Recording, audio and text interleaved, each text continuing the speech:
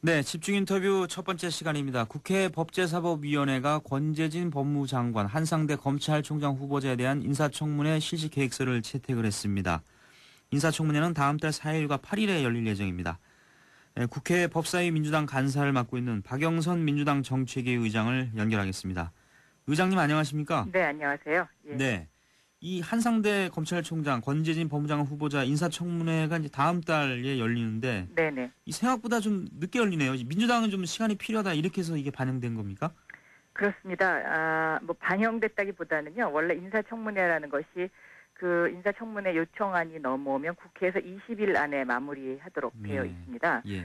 그런데 이제 이 법사위에서 인사청문회를 한꺼번에 두 분을 다 해야 되기 때문에 네. 저희가 이런 전례가 없었거든요. 네. 그래서 좀 간격을 두고 인사청문회 요청안을 보내달라고 청와대에 요청을 했었지만 네. 그것이 첫째 이제 그 청와대가 들어주지 않았습니다. 그래서 이 인사청문회 요청안이 연달아서 오게 됐죠. 네. 그래서 8월 그 8일 날이 그 20일 날, 그러니까 20일까지 해야 되는 그 마감일입니다. 네. 그렇기 때문에 어떻게 보면은 한상대 검찰총장 같은 경우는 굉장히 빨리 하게 되는 거죠, 인사청문회를. 네. 네. 그래서 지금 청문위원들이 굉장히 그 힘들어하고 있습니다. 네. 예. 네. 그래서 지금 말씀하신 대로 이렇게 그 검찰총장과 법무장관 인사청문회가 이게 거의 동시에 이렇게 하는 전례가 없었다고 그러셨고 네네. 이 민정수석이 법무장관에 지명된 사례도 이게 없는 거잖아요. 없습니다. 네네. 네. 민주당은 이번 인사청문회 어떤 검증 철저히 한다는 그런 계획이시죠? 그렇습니다. 지금 말씀하신 것처럼 권재진 장관 후보자에 대해서는 이미 민주당이 반대한다는 입장을 밝힌 바 있습니다. 네. 이 대통령의 측근, 대통령의 비서를 법무부 장관으로 두는 나라, 과연 G20 국가라고 지금 우리가 자랑하고 있는데요. 네. 매우 그 마음이 정말 씁쓸하고 지금 안타까운 대목이죠.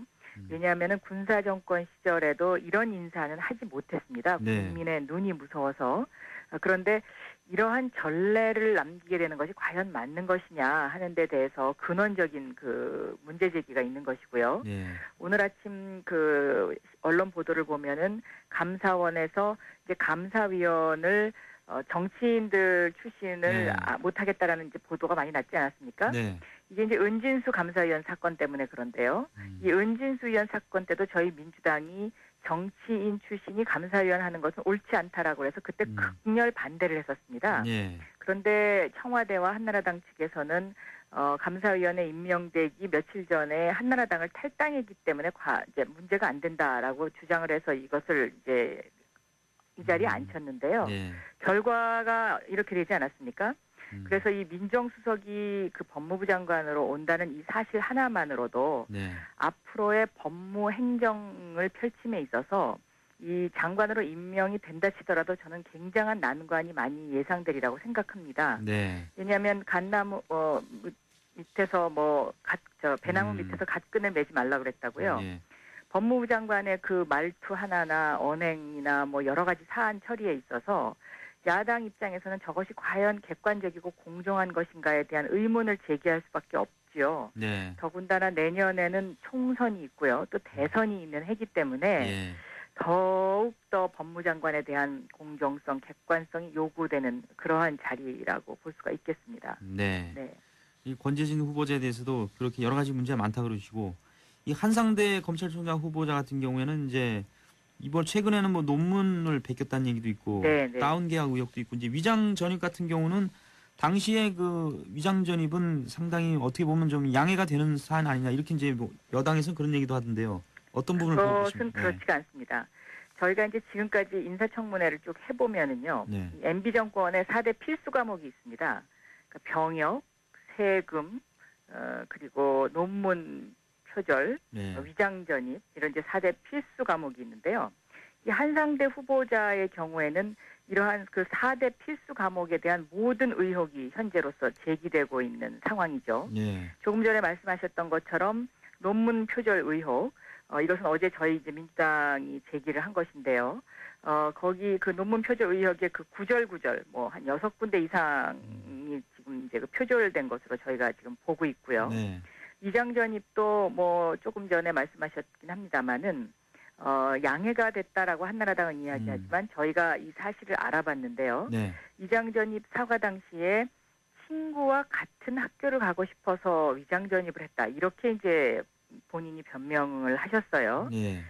그런데 저희가 이제 이 두 학교를 살펴보니까 학구는 같지만 특목고 진학률 등 그 지역에서 두 학교 중에 이 이제 위장 전입을 한 쪽의 학교 그쪽 가까이 가는 이제 그쪽으로 동을 옮기면 그 학교로 이제 배당될 확률이 굉장히 높아진다는 것이 그 동네 이제 그 주민들의 이제 이야기고요. 예. 그 학교를 대부분 다 선호하기 때문에 그러한 그 위장 전입 사례를 많이 이제 발견할 수 있다라는 것이 그 동네 주민들의 진술입니다. 네. 그래서 첫째 저희는 솔직하지 못한 이제 그런 이제 위장 전입 시인이라고 보고 있고요. 네. 두 번째는 청와대가 이러한 사실을 알고도 임명했다는 것이 더욱더 문제라고 생각합니다. 네. 이번 일을 계기로 해서 지난 그 MB 정권 이후에 임명된 장차관들의 위장 전입 사례를 저희가 쭉 정리를 한번 해봤었는데요. 네. 무려 20명이 넘습니다. 네.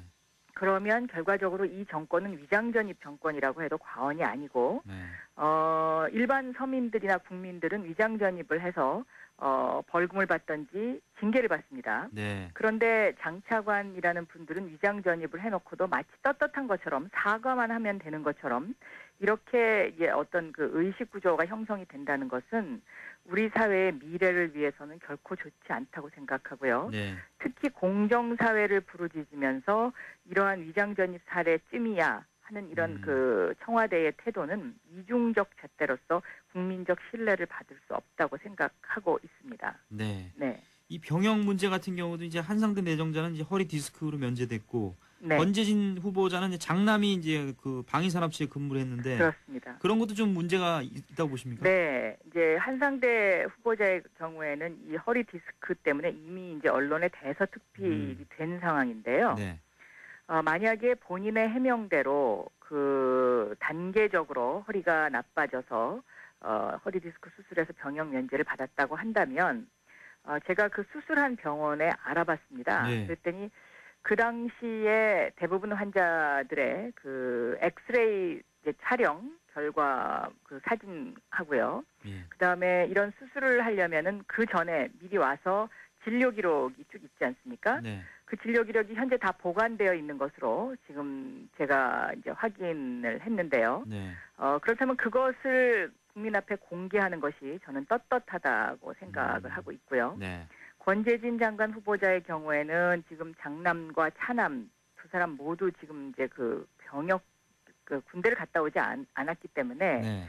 병역과 관련해서 지금 의혹이 제기되고 있는데 이제 문제는 이겁니다. 이제 이 권재진 장관이나 한상대 후보자 이제 두 분 후보자가 아마 오래전부터 이런 어떤 그 인사청문회를 위해서 준비를 하고 주변 정리를 했던 것으로 알고 있습니다. 네. 왜냐하면 이런 어떤 그 의혹이 되는 부분과 관련해서 기자들이나 아니면 국회 보좌진들이 이제 그 사실 확인을 하러 가면은요. 네. 이미 그 말을 맞춘 듯이 이제 주변 사람들이 다 말을 맞추고 또 눈치를 보고 또 이제 그런 기자나 보좌진이 왔다 갔다는 사실을 후보자 측에다 알려주고 있습니다, 지금. 네. 그래서 이런 것이 더 문제다라고 생각합니다. 왜냐하면 인사라는 것이요.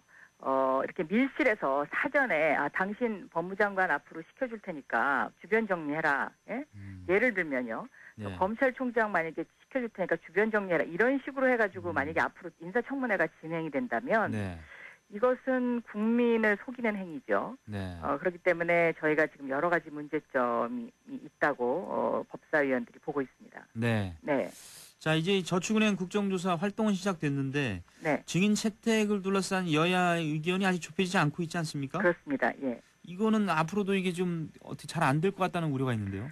저희 민주당은 그 한나라당에서는 증인이라고 이제 지목한 사람들이 대부분 다 저희 민주당 의원들입니다. 예.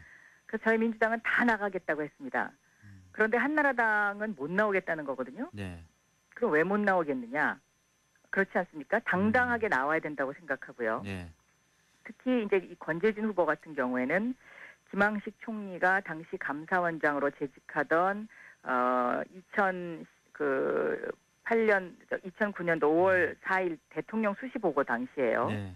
유일하게 배석을 한 분이죠. 네. 그래서 그 배석을 했는데 그 당시에 청와대에는 대통령이 수시보고를 받고 전수조사를 지시했다고 얘기하고 있지만 네. 그 지시를 받은 이행 책임이 있는 금융당국은 아무런 지시를 받지 못했다고 지금 그렇게 이야기를 하고 있거든요. 네. 그렇다면 이때 대통령 수시보고에서 어떤 이야기가 오갔는지 그리고 지금 이 검찰 수사와 금융감독원 간에 이렇게 핑퐁이 계속 이루어지고 예. 있습니다. 그러니까 검찰에서 수사를 일부 했는데 금융감독원에다가 이것을 시정하라고 했는데 금융감독원이 시정을 안 했다라고 금융감독원 측을 겨냥하는 그런 이제 발언이 있는가 하면 네. 그것이 아니고 금융감독원 측의 자료를 가지고 검찰이 수사를 하다가 이게 그 대통령 수시보고 이후에 수사가 축소 은폐됐다는 이제 그런 의혹 등이 제기가 되고 있는데요. 예. 이러한 부분에 있어서 저는 권재진 민정수석은 당연히 저축은행 국정조사의 증인으로 출석해야 되는 사안이라고 보고 있고요. 네. 어떻게 보면 이번 인사청문회 때 권재진 민정수석이 장관 후보자라기보다는 저축은행 그 증인으로 출석하는 이제 듯한 그런 모습으로 혹시 비춰지지 않을까 저도 걱정이 됩니다. 네. 그리고 오늘 아침 기사를 보더라도 이 부산저축은행에 로비하러 민정수석실 관계자가 청와대로 2번 찾아갔다는 네. 박종록 변호사의 검찰 진술이 있다라는 그런 이제 기사가 나왔어요. 예. 그런데 이 박종록 변호사가 누구인가라고 이제 따져보면은요. 네. 이 박종록 변호사가 권재진 민정수석하고 친분 관계가 있는 사람이라고 해서 이 권재진 수석이 부산저축은행과 관련해서 이런저런 의혹의 대상 인물로 이제 지목이 된 적이 있었죠. 예. 예. 그래서 이런 부분들도 반드시 국민 앞에 밝혀야 되는 부분이라고 보고 있습니다. 네. 자, 그리고 이게 서울시의 무상급식 주민투표에 대해서 한나라당 지도부는 이제 뭐 적극 지지하면서도 당 차원에서 나서기도 좀 애매하다 이렇게 고민하고 있는 것 같은데 민주당도 좀 고민하고 있는 거 아닙니까? 네, 이 서울시 무상급식 투표가 이제 과연 정당이 개입할 수 있느냐의 문제에 대해서 법적으로 아직 명확한 해석이 나와 있지가 않은 부분도 예. 있긴 합니다.